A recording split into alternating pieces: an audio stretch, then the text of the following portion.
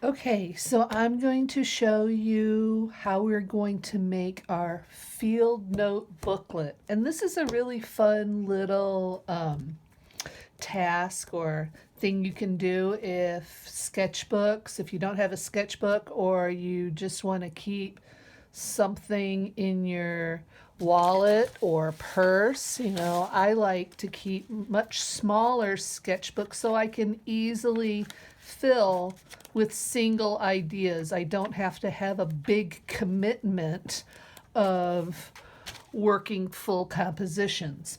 So, okay, so this is how I make my little sketch drawing booklets. And you can really do this with any size piece of paper. Okay, so I have a regular piece of paper here. Maybe I'll just get rid of these here.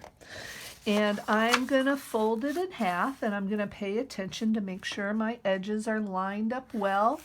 And I'm going to give myself a good sharp crease. Okay. Fold it back the other way. Okay, so now I am going to fold my paper the other direction. Nice sharp crease. Fold it the other way. Okay. And now I'm going to take my end and fold it to the middle.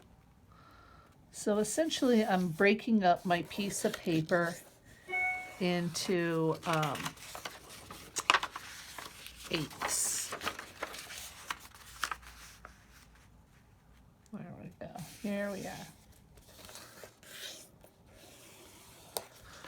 All right. Okay, so to turn our folds into a booklet, we're going to end up cutting on our crease. We're going to cut out a T. We're going to cut right along here. Okay, so I think you can see the T.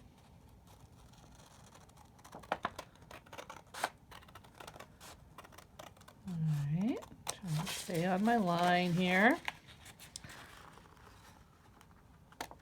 A lot of times I just do this by kind of ripping on the fold, tearing on the fold. But I happen to have scissors, and but you don't really need scissors. Okay, there's our T. All right. So now the hand is quicker than the eye. I'm going to take this, I'm going to fold it like so. I'm going to fold it back. I'm going to fold it like so, like so, like so, and like so. All right, here's my booklet. I got 1, 2, 3, 4, 5 different pages I can illustrate. This is great little system because you can stack layers of them and kind of keep them all together in a series, have a series, or you can, paste them into your sketchbook, but they're small, they're approachable.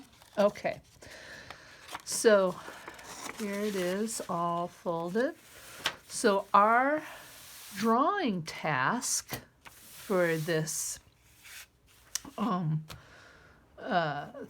week, we're going to illustrate our book. Now, my tip to you don't necessarily want to have unrelated images in your booklet.